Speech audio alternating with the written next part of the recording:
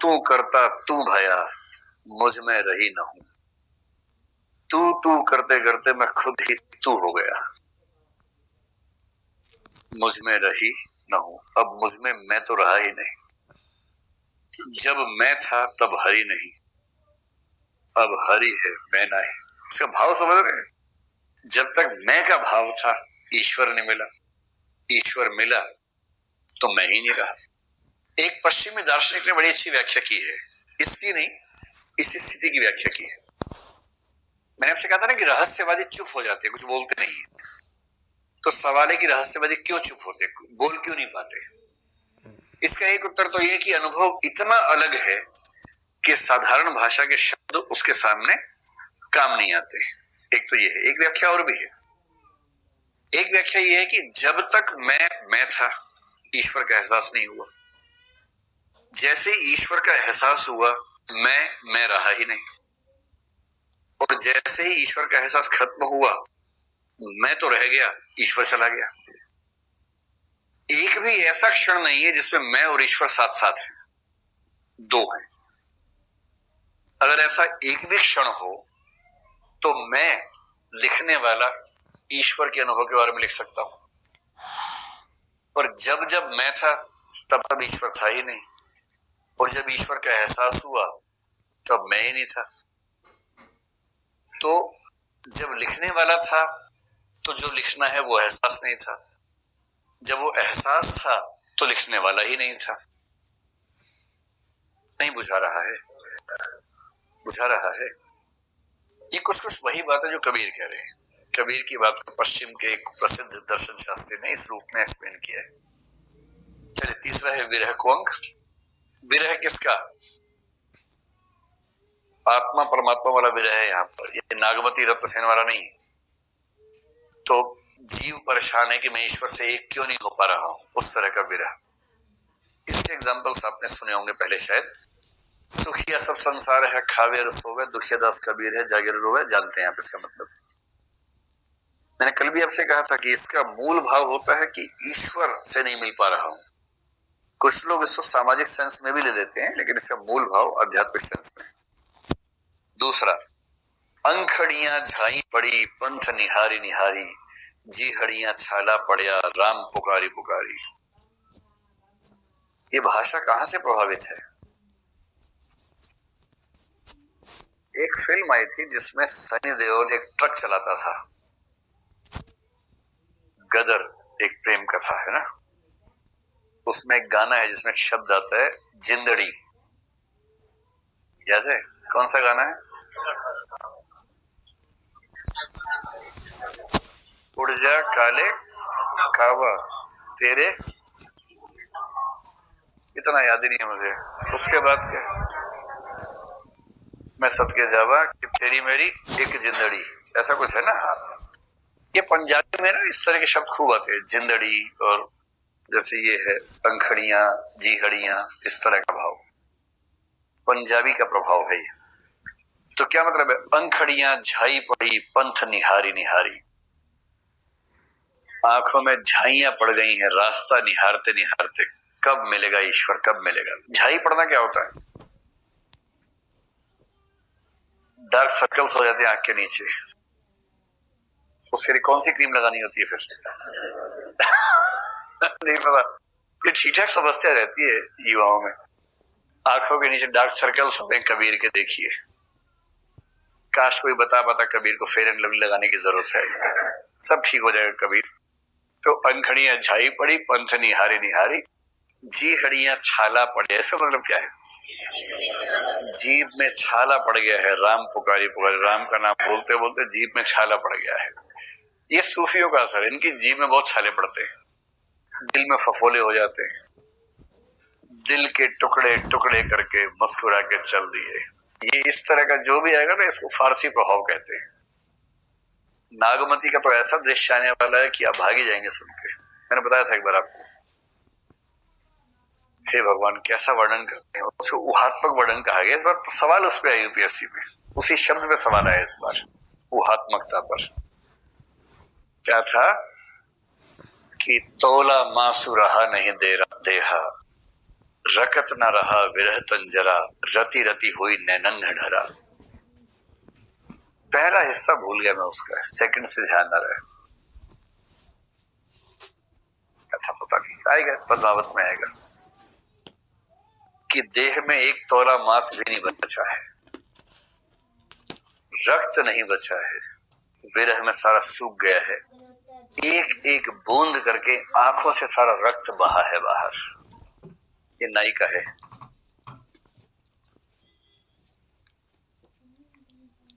हड्डियों का ढांचा है, मांस रहा नहीं है और आंख से खून टपक रहा है। अगर इसे सेल्फी ले ले मान लीजिए, तो ये सेल्फी कहाँ लगानी चाहिए आपको, अपने घर के ड्राइंग रूम में या बिजली के बक्से के बाहर? खैर, तीसरा, विरह भुवंगम तन बसै, मंत न लागे कोई, राम वियोगी न जिए, जिए तो बौरा होई। विरह भुवंगम तन बसै, भुवंगम क्या हुआ? भुजंग से बना है। तो विरह रूपी सांप जब किसी को डस लेता है ना, तो तन के अंदर ही बस जाता है, दूर नहीं जाता, हर समय डसता रहता है। विरह रूपी सांप शरीर के भीतर ही बस जाता है और हर क्षण डसता रहता है। मंत्र न लागे कोई, कोई मंत्र तंत्र काम नहीं आता उस समय। राम वियोगी न जिए, जो राम का वियोगी है जिएगा नहीं, जिए तो बोरा होई, और जिएगा तो बोरा हो जाएगा। बोराना मतलब बावड़ा हो जाना। आध्यात्मिक लोग बोराने को बड़ा अच्छा मानते हैं कि जो बोराया है असली तो वही पहुंचा है पॉइंट पर, बाकी सब तो व्यवहार जी रहे हैं बस सांसारिक जीवन। चलिए, एक और खतरनाक सवाल कई साल पहले आ गया था कि कबीर के बीजक में विभिन्न काव्य रूप कौन कौन से हैं। कबीर की सारी कविताओं के एकमात्र संकलन का नाम क्या है? बीजक, जिसमें से लक्ष्मी की देह की सुगंध निकलती है। ध्यान है आप लोगों को? कौन सी रचना में था? मैलाचल में है ना। औरतों की देह से तो प्याज लहसुन की घाम आती है, बीजक से लक्ष्मी की सुगंध आती है। किसको आती है? बालदेव बलदव, क्योंकि अहिंसा वाले आदमी है ना, तो लाठी भाला तलवार हटा दिया नाम में से, बलदव। ये वही बीजक है। तो बीजक का असर मैलाचल में खूब ध्यान रखना है। इस बीजक में जो कबीर की रचना है कुछ फॉर्मेट्स में है। एक को बोलते हैं साखी। एक बार साखी पे प्रश्न आ गया था, तो टिप्पणी आ सकती है कबीर की साखी। साखी शब्द बना है साक्षी से। साक्षी का मतलब होता है गवाह, जो साक्ष्य दे सकता है। तो साक्षी का मतलब है कबीर ने अपने निजी अनुभव से जो सीखा उसकी गवाही दे रहे हैं कि हाँ मैं साक्षी हूं कि जीवन ऐसा होता है, जीवन वैसा होता है। शंकराचार्य ने इस शब्द का प्रयोग किया, साक्षी शब्द का प्रयोग किया है। शंकर ने, मुझे एक बार एक व्यक्ति ने झूठ बोला, बड़ा खतरनाक किस्म का। एक आध्यात्मिक व्यक्ति, मतलब खुद को आध्यात्मिक बताने वाला व्यक्ति मुझे मिला, मतलब बाबा टाइप का नहीं था, एकदम सामान्य व्यक्ति, यूपीएससी तैयारी करने वाला, एकदम टी शर्ट जीन्स पहनने वाला व्यक्ति। उसने कहा कि मैंने आध्यात्मिक अनुभव ऐसे ऐसे किए हैं कि क्या बताऊं। तो मैंने कहा अगर ऐसे ऐसे है कि बताया ही नहीं जा सकते तो बताओ, बता सकते तो बता दो भाई। तो उसने कहा एक बताता हूं आपको। उसने बताया तो मेरे पैर की जमीन खिसक गई कि ऐसा भी होता है क्या किसी को। और बाद में पता लगा कि वो बहुत प्रसिद्ध कहानी है, किसी महान व्यक्ति के जीवन की कहानी है, तो उसने अपने जीवन की बता के समझा दी मुझे। पर क्योंकि मैंने पढ़ी हुई थी नहीं तो मैंने मान लिया कि इसी की होगी।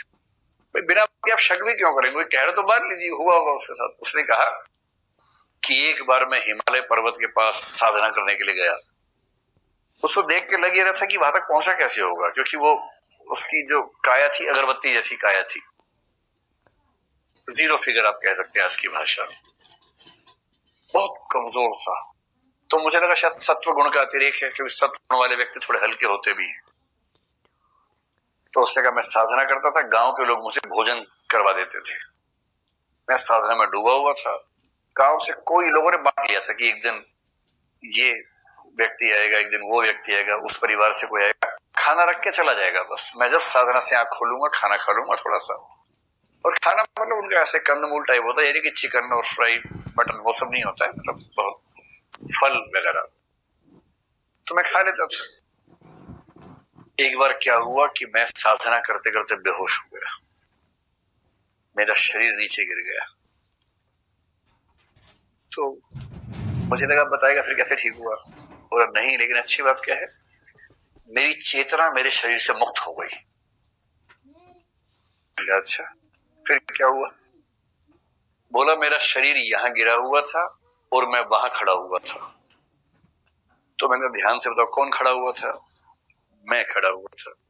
और यहाँ कौन गिरा हुआ था? मेरा शरीर गिरा हुआ था। तो यह खड़ा कौन था? तो मेरी चेतना, मेरी आत्मा। और मैं देख पा रहा हूं कि मेरा शरीर गिरा हुआ है। गांव के लोग आए, अफरा तफरी फैल गई है, लोग पानी वानी लेके आए, उठा रहे हैं, पानी डाल रहे हैं, और मैं मुक्त भाव से देख रहा हूँ साथ में खड़ा होके, और उनमें से कोई मुझे देख ही नहीं पा रहा है और मैं सबको देख पा रहा हूं। तो मैंने कहा फिर लौटे क्या वापस उसमें? बोले 1-2 घंटे के बाद लौटा। तो ये सब बताया तो मैं तो धन्य हो गया कि साक्षात गुरु से, सतगुरु पीछे लगा जाई था लोक वेद के साथी, आगे तो सतगुरु मिल गया, दीपक दिया हाथी। मेरे मन में तो वैसा वैसा भाव आने लगा। तो उसने कहा यही साक्षी भाव जो शंकराचार्य ने बताया, ये वही साक्षी भाव है। अपने आप को अपने से हटकर देख पाना, साक्षी भाव तो यही होता है, पर वो इस तरह से होता है ये मुझे नहीं पता था। साक्षी भाव का मतलब अज्ञेय की भाषा में कहूं या टी.एस. इलियट की भाषा में कहूं, मैं को वह के रूप में देखना। मैं को वह के रूप में देखना। आपके साथ चीजें हो रही है और आप खुद को सब्जेक्टिव रूप में ना देख के ऑब्जेक्टिव सेंस में देख रहे हैं, अपने आप से अलग कर लिया। भोगने वाला मन अलग है, सोचने वाला मन अलग है, और आपका सोचने वाला मन आपके भोगने वाले या महसूस करने वाले मन से तटस्थ होके चिंतन कर पा रहा है। यह है साक्षी भाव। एक बार मैंने कहा था, इलियट ने कहा है, there is always a separation between the person who suffers and the person who creates, and greater the separation greater the poetry या टेक्स्ट। जितना ज्यादा आप अपने महसूस करने वाले मन और प्रतिक्रिया या रचना करने वाले मन को दूर कर लेंगे, उतना ही महान आप लिख पाएंगे। ये टी.एस. इलियट का या क्लासिसिज्म का, शास्त्रवाद का सिद्धांत यही है।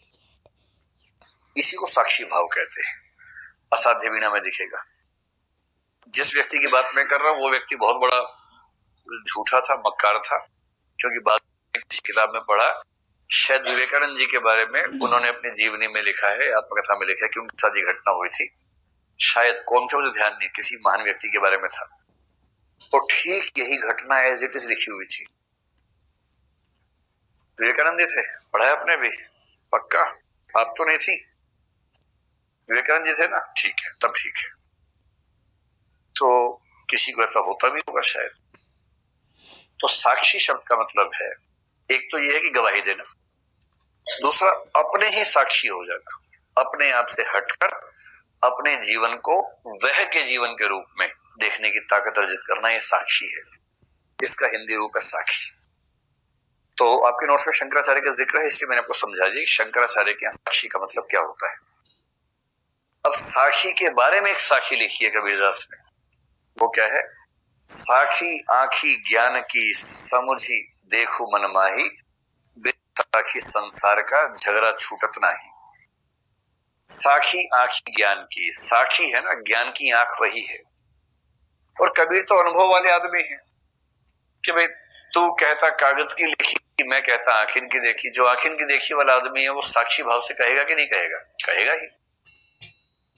तो साखी आंखी ज्ञान की समुझी देखो मन माही, अपने मन में इसको देखो, समझो, ध्यान से समझो, अपने अनुभवों को ध्यान से समझो मन में। बिनु साखी संसार का झगड़ा छूटत नहीं। खुद को मैं कर